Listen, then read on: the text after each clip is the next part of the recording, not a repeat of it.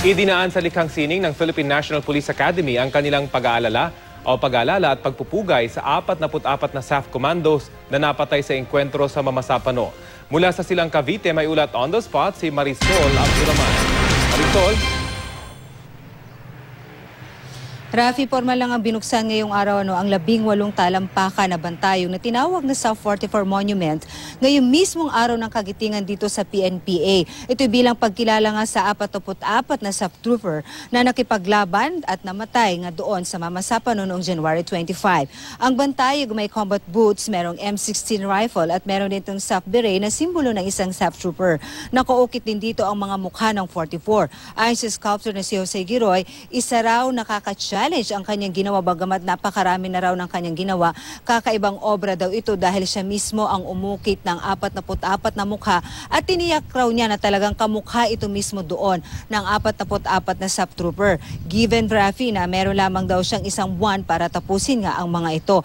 At iba rin daw ang pakiramdam na kanyang inukit ang mukha mismo ng ating mga bayani na nakipaglaban nga sa Mamasapano. Ayon naman kay Chief Superintendent Armando Ramulete, ang direktor ng PNPA, proud daw sila at honor na sa loob mismo ng PNPA o ng Philippine National Police Academy itinayo ang monument. At ayon nga sa kanya ay talaga naman daw isa itong karangalan para sa Academy na bagamat hindi naman daw 44 doon ang mga PNPA graduates, pero alam naman natin na ang mga opisyal na graduates ng Academy ang nag-lead doon sa operasyon. Kasabay nito, Rafa, binuksan na rin ang monument ni St. Michael na tinawag naman bantayo ng kabayanihan. Si St. Michael dahil siya ang sumisimbolo ng kabayanihan. Kaya siya ngayon ay itunuturing na patron ng law enforcement. Ang bantayo ng SAF ay ginawa sa pamamagitan ng Airone Corporation na pinunduhan ng Philippine-Chinese Chamber of Commerce and Industry at ng Exporters Confederation of the Philippines na anila ay proud sa kabayanihan ng SAF, kaya bilang pagkilala sa kanila ay nagpagawa nga sila ng monument. Nagpagawa rin sila ng bantayong bukod pa dito, Rafi, sa bantayog ay nagpagawa na rin sila ng mural na nauna na rin binuksan.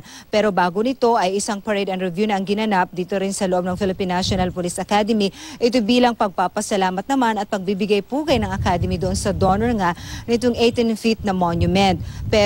Kasama rin nga sa parada kanina matapos ito ay pinarangalan din ang mga donors, tanda na rin ng kanilang pasasalamat. Sa puntong ito, Rafi, makakasama natin ang tagapagsalita ng Philippine National Police Academy na si Chief Inspector Richie Yatar. Sir, good morning. Good noon again. Sir, ito talagang finally nandito na ho, in-unveil na ho itong 18 feet na monument. How will this impact now to your cadets na alam naman ho natin ay magiging future officers ng tri-service ng DILG, lalo na nga ho riyan yung from PNP?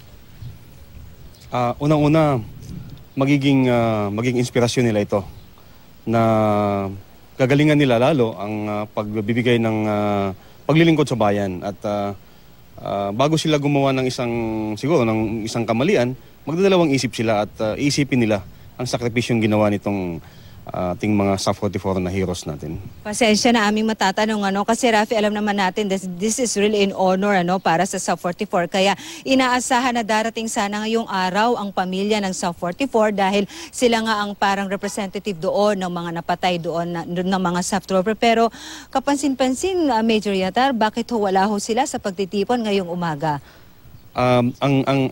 Itong program na ito ay talagang inihanda lang ito para lang doon sa nagbigay ng sponsor sa kayong gumawa. At para dito lang muna sa Academy. Ang gusto ng ating pamunuan sa Philippine National Police Academy na lahat ng ating pamilya ng SAF ay iimbitahan natin at bibigyan din natin sila ng pagpupugay kasama sa itong ginawang monument, kasama yung taga-Special Action Force talaga natin na unit at yung alumni.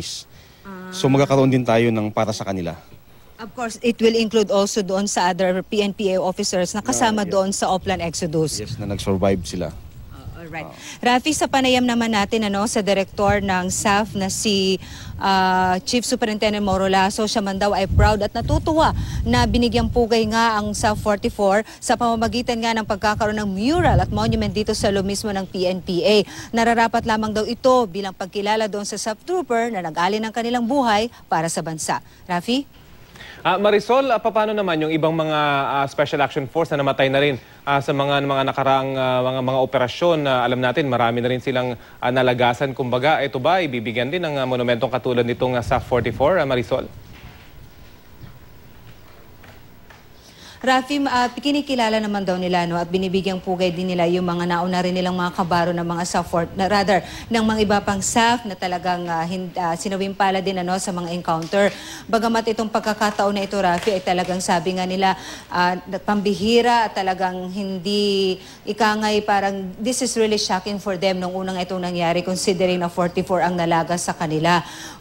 Sa bagay na natanong na natin yan before ano, pero ang nasabi kasi nila sa atin dati ay doon kasi pa isa-isa, pangalawa lang nalalagas, pero sa pagkakataong ito daw ay talagang napakarami, lalong-lalo na 6 na PNPA graduates nila ang napatay, 3 ang wounded at napakarami ng mga alumni nila ang dumalo doon.